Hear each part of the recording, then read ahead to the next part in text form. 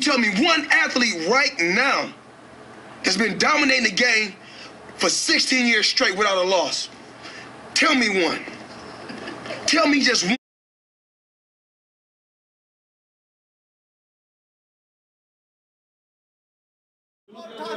There's going to be no face-off this time, no face-off. We're not doing a face-off. So if you just, I'll get out of the way, you two can just stand there. That's it. Stand up, you can stand up, maybe. Alright, let's get the photographers down, let's get on with the show, as they say in the trade. Hey. 1 second. How are you doing?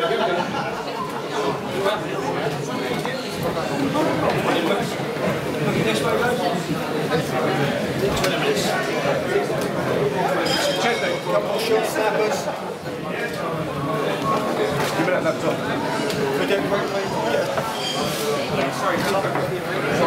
It's the 26th of July in Manchester. Billy just saw us on the undercard, several people on the undercard. This has been a main event. It's a final elimination WBO title. Tickets are available, various and normal sources. I'm not sure we're selling any tickets tonight, Ben. No tickets tonight, no tickets tonight. We didn't sell well last night. I tell you what I'm going to have to ask you to do. We're going to have to ask you to sit down now in front. If you've got your cameras, unless you're on a tripod, we're going to have to ask you to move back because the people are waiting and they've been waiting a long time. Okay, so either kneel down. Thank you, boys. Okay. The guy with the red scarf on it, you're going to have to do something. Are we okay? Everyone in the back okay-ish? Yes? Speak to me. Hello, Nick.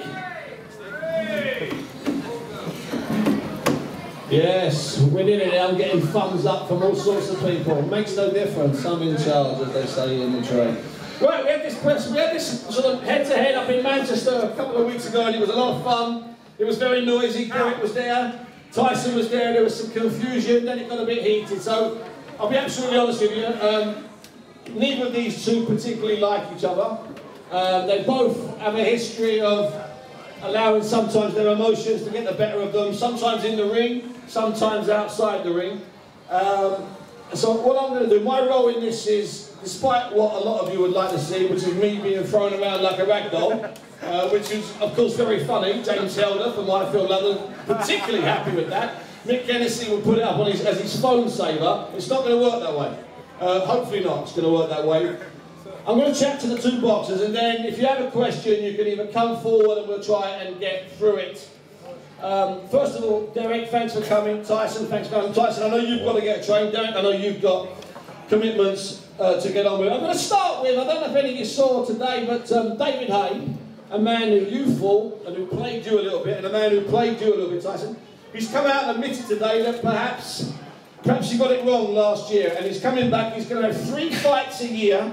I'm going to ask you first. David Hay's going to have 3 fights a year, so he says, and you to fight a world title. Steve, just let me stop you there, right? David Hay is a fucking pussy. This is a room full of men. We are men. We fucking fight. When we say we're going to fight, we fight. Yeah? Let's not talk about David A. Tosser, who don't want to fight anybody with a pulse. Let's just keep it between me and Derek. Fighting men. I think I'll take that advice. Call me old-fashioned, but I'm going to listen to that advice. Derek, but I am going to ask you, Derek, the last time we were up in Manchester, it got very heated, and you were fine, you were fantastic. You gave away tickets to people in the audience, you were brilliant, and then you did seem to lose your cool a bit at the end. Is that a fair comment? Is this fight starting to get to you, Derek? I'm good. Good and relaxed? I'm good, yeah. You know, the worst thing that happened about 10 years ago with heavyweights is they all started doing yoga and meditation. And it means they're all so calm and nice. Whatever happened? I mean, it's great. Imagine Herbie Hyde, if he'd have done yoga, you'd never have heard of him. Derek, you say you're calm, you say you're good. Up in Manchester, you weren't calm, you were very angry. You were very, very angry. No, I wasn't angry. You weren't angry? I was cool, I was chill. I was just enjoying the moment. I was just there. I was just enjoying it. I had to show Tyson that I can be in Manchester and still treat him like shit. Did he show you that? Tyson, did he show you that? That he could be in Manchester and still do what he was doing and not be afraid of any of the people. But you want to hear the funniest thing? You could never do that in London. Do what in London? I'll do anything I want. This is my country as well, pussy. Yeah. You or 10 men like you couldn't make me stop doing anything. Do you understand? 20 men like you couldn't make Tyson Fury stop doing something that he wants to do. Never mind a one-man band like yourself.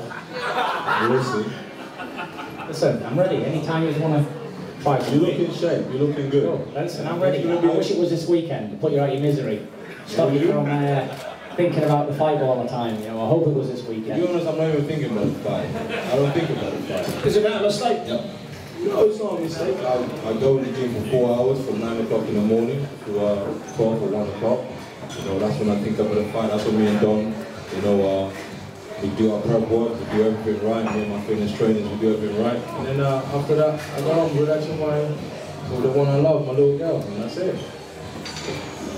Tyson, I've seen you in build-ups to fights, and you do get, the closer they get, you get what I like. You get a bit edgier and a bit angrier and a bit tight. Are you aware of that? I mean, do you change around the people you love? You obviously you don't love Derek, and I like him, but I'm assuming you don't love me. But do you get around the people you love? Are you edgy around them as well?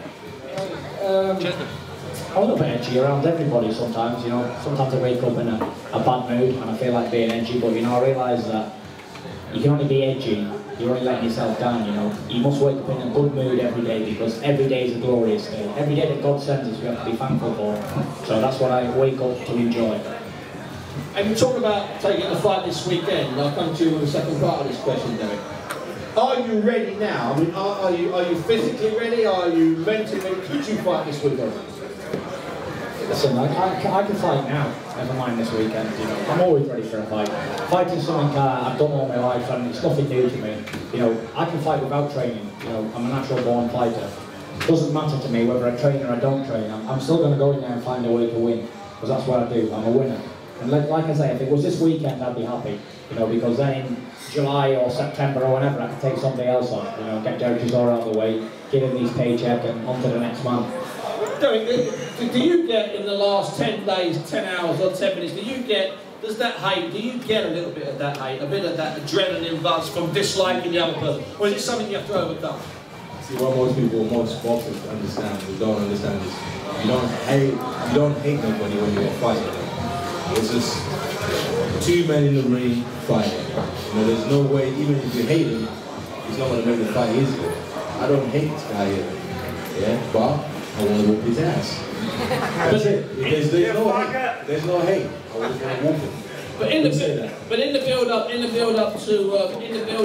if I can have your attention again, it's going to get lively now. In the build up there, towards hate, you surely hated him then, or is hate too strong a word? No, you don't hate people. You know, you can't hate nobody. Life is too short for hating people. You know, especially at work with boxing. We don't hate. We do the right thing. We go in the ring, we fight, and afterwards, what happens after the fight? It's all cuddles and kisses, don't it? Yeah, it's generally always good girls and kisses, I must admit. I mean, obviously there's some exceptions. The end of the first Fletch and Groves fight, it took them 3 or 4 minutes before they shook hands. But in general, it is. Have you ever left the ring disliking your opponent, Tyson? Amateur or pro? Not really. Like Derek says, you don't hate other boxers, you know, you've got to appreciate every person getting in the ring with a pair of gloves on. You know, I've got no hate towards Derek Chisora. I actually love Derek Chisora because he's making me a lot of money on the 26th of July. And I'm making him a lot of money. So I actually love this guy. Thank you very much, Derek. I appreciate you making me a lot of money. I can't say I hate. You're welcome. I can't say I hate the guy. You're welcome. I love every opponent that gets lined up for me because, you know, it's making me a richer person. And I put in the hard work, so we all deserve to get paid, and you know, we're getting paid, so there's no animosity here, you know. Derek Chisora is a good fighter, I'm a good fighter, I'm looking forward to a great fight, and you know, the only thing I can say is, may the best man win on the night, and that is it. Go on, Tyson! Yeah, we'll never, you know, find words there, but in general, what comes out of Tyson's mouth is just a list of things that he's going to be able to do to you in the ring. Is there a chance? Is there a chance, you think, that he's reading too much into your first fight together, and then could he be overconfident now? No, he knows what he's doing in the ring, in his gym up in Manchester. We know what we're doing in our gym up in North London. You know, when you train great, you obviously go on way to win the fight. And then comes to the late rounds, you start finding it difficult. For us, we're doing everything right. And I think he's doing everything right as well. So all I can say to the public right now is, this is going to be a tickling competition, to be honest with you. In round one, we're going to have a fight. You also got the fact that this is the biggest British title fight, the biggest British title fight to take place since 1939. Okay, there'll be more people in attendance, okay, than other British title fights. But more than that, the two of you will make more money than other guys in British title fights. So, do you sort of get that sense of history, Tyson, or is history something that doesn't bother you? History is history, Steve. What happened yesterday is history. You know, what happens tomorrow is a mystery. I don't really care about history. I'm a bit of a modern person. I like to look to the future and I like new things. I don't like old things. My dad likes old things, classical things and all that shit, but I like new things. I prefer a new thing than anything old. You know, like I said, history is history. I'm going to make history, but who gives a shit about history? Because it's all in the past anyway. At what point in the fight do you think that Tyson will realise he's made a mistake in underestimating you? Do you think there's a point in the fight? Do you think you're going to sense that point in round 3 or 4, a bit like Carl did last week against George? Do you think that's going to happen? No. We are fighters, we're gladiators, you know. Fighting is in his blood, is in my, actually it's not in my blood, I only got it when I was 16 to be honest with you, but I can fight. But it don't matter, we're just going to fight. You know, we're going to have a little terror. It don't matter, he's going to, if he hits me hard, you know, I'm going to come back, you know, it's going to be a great fight. I am more looking forward to this fight than any other fight I've had in my career, basically. What about you, Tyson? Are you looking forward to this more than any other fight you've had in your career to this point? Yeah, definitely, because this is the brink of becoming a heavyweight champion. You know, every boxer aspires to be a heavyweight champion, or whatever weight division they're in. They want to be the champion of that division. You know, and something I've been doing all my life, Steve. It's been a long time coming. As me Kennedy will tell you, I believe that I have the best grounding of any heavyweight in the world. The best rounds. I've had short fighters, tall fighters, punchers, light punches, southpaws, orthodoxes. You know, I've had it all. I've had a really good learning curve. And now I'm ready to take over the world of boxing. You know, I've got one last hurdle, and I can tell you now, I can tell everybody in this room, and everybody in London, and everybody in Great Britain, that I am not underestimating this man on my left-hand side, because I'm taking him 1000% serious. You know, I'm in a training camp 5 days a week, and people say, well, I've trained my balls off for this fight, and I've trained no hard, I'm breaking all records and all that stuff, but you know, boxers are usually fit anyway. When they get in the ring, they're involved in big fights. They come in and they have a fight, and you know, when somebody loses, they've got to latch onto something to make an excuse, but there'll be no excuses this time. There was no excuses last time. You know, and I hope we're both going to leave it all in the ring, and most of all, put on a good heavyweight fight that this country's been lacking for a long time, you know. And I hope the fans will be talking about it for a while, you know. And Chisora will always be remembered, as far as I'm concerned, anyway, because he's a very tough fighter.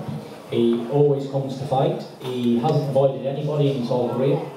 So you have to admire him for that. You've got to admire him. As much as you want to dislike him, as much as we want to see you two going chest to chest and screaming and shouting, you can't. The fighting man in you won't let you not admire him.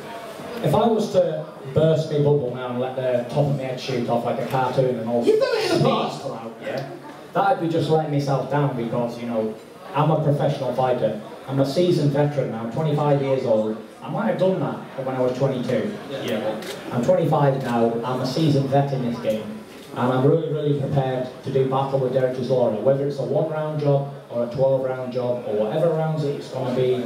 I can honestly say now, I will be in fantastic shape for the fight. I always train hard anyway for my last few fights that I've had in the last few years. You know, there'll be no stones left unturned. That's a common saying, but rarely it ever happens. But you know, there will be no stones left unturned. I have the right sparring, the right food, everything. I'll be going to bed early, I'll be doing everything. You say the Americans do yoga to stay calm. Well, I'm the opposite. I have to, I'm always calm. I'm a Mr. Nice person at home. I have to do hardcore sex and drink alcohol to make myself aggressive. That's what I might be doing, Steve. To keep it calm. Tyson, do you think, and I'll come to you in a moment on this, Del, because there's a backstory. Do you think after you win, do you think that Vladimir will fight him? Or do you think he'll find a reason for not defending that WBO title against him? Listen, I'm not looking past Derek Chisora. There's no ifs, buts or maybes. I've got him to beat first. And it's not going to be an easy job, you know, regardless of what I said in the past. You know, let's face it, Derek Chisora's had 4 or 5 good wins now. Even the losses he's had, they could have been wins, to be honest. He went in there and he wasn't so experienced when he fought Klitschko. Maybe it'd be a different job now. This is why it's so interesting, this fight, because we're both at that level where we're prepared now and we've had the right grounding to go in there and take a world title. You know, it's a shame that really me and him have to fight again. I know there's no room for 2 big champs in one country, but on the other hand, there is a WBC title, and you know, maybe 2 of us could have went on and win world title belts and then defended it against each other and had a super fight in the heavyweights in this country, but that's not meant to be. What's meant to be is there's going to be a winner between us on the 26th of July, one of us is going to go back to the drawing board, one of us is going to go on to a world title now. No disrespect to Derek Chisora, he's already been there, he's had his chance, you know, he wasn't experienced enough at 15, 16 fights, whatever he had, and he didn't fulfill his destiny of becoming a champion of the world, but I'm really ready now. I wasn't ready last time. After I won last time against him, in a good fight, I won't say it wasn't, I left everything in the ring. I didn't do anything because I was 22. I wasn't ready to go and fight Vladimir. Alright, I could have gone and got a few quid, but I probably would have got my jaw broken and sent home in a wheelchair. Derek Chisora he was 27, he was mentally ready and tough. He was a man. Yeah, I was a late developer at 22, 6'9". I've always been a late developer, and it's only like now, and I'm not even in my prime yet. I'm 25, I'm one of the youngest heavyweights in the division of the top 10 in boxing. You know, maybe in another couple of years I'll be at my peak, but you're going to start to see a true champion now. And regardless of what people say, because I know they love to hate me because I'm that person who people love to hate. They call me fat, ugly, chinny, gypsy bastard, whatever you want to call me. It's all sticks and stones. It's all sticks and stones, but they will appreciate how good of a fighter I really am in time to come. You know what's really interesting? These two have clearly disliked each other over the years. They've never ever, I don't think they've ever said anything particularly unpleasant. They just swear a lot when they get irate. There, I'm going to ask you, when you win the fight, will Vladimir fight you? Because twice before he pulled out, Emmanuel Stewart, before he died, told me that he would not let under any circumstances Vladimir fight you. So Vladimir's got a good memory. So will Vladimir, when you win, give up the WBO? Will he fight you? I don't know. It's very tricky, you know, because those guys, they K2 Promotion, they run $1 billion company in Germany. So basically, the way they see it is like this: if they fight a great athlete and they lose the titles, everything's gone down the drain that we're working for. So I don't think Ronaldo will fight anybody, even them. They won't fight the Americans. You know, his last fight, he boxed that guy. Where was he from? Calibian, yeah, or whatever it was. Exactly. Yeah. You know, nobody. It was nobody. It was like a sparring session. Yeah. So worse than that. They will not fight. They will not fight another athlete. This is how I see it. Because it don't matter even how much money on the table. They love in Germany. So, but now I always say to this: if there's a great heavyweight fight, there's no titles, I think people are gonna watch it. We don't need titles to make a great fight. If there's a great heavyweight fight, it doesn't matter if they've got Silly Bell, look at Calimere, look at Manny Charles. I mean, no disrespect, you wouldn't pull those two guys into your training camp with these two. And Manny's a lovely fella, Calimere, and I'm sure he loves his old mum. But they're useless. I mean, let's not mince our words. I mean, I'm being polite. Listen, if anyone's got a question, we're going to take, because Tyson's got to get going soon, we're going to take 5 or 6 questions. If you've got a question, just try and come down the front and we'll try and grab it from you. Steve, we're leaving. It's a snooze fest. Well, sorry? Snooze fest, we're leaving. What? Okay, that's fine. It's a snooze fest is leaving. You've broken my arse, son. Close the door on the way out. Don't let the door in the house. So it's a snooze fest. Two guys, one of whom's fought for a world title, one who's been in Madison Square Garden where he was on the floor and forgot 2 or 3 rounds against the top-ranked American, and the 2 guys, because they're not spitting at each other and cursing and calling each other all sorts of things. That boxing fan, probably one of the guys that was booing at the start of the 8th round last week when Carl Froch fought George Groves, he's left and it's a snooze fest. Well, good luck to you, son. Tell me what he is, yeah? He's one of them fans, yeah, who love to hate on people. He'd love me to tip all these tables over. F and blind from all these people. Can you tip this one over? Yeah. Can you tip this one? I can tip it. But he'd love that, and then he'd get on Twitter and call me a right dickhead, yeah?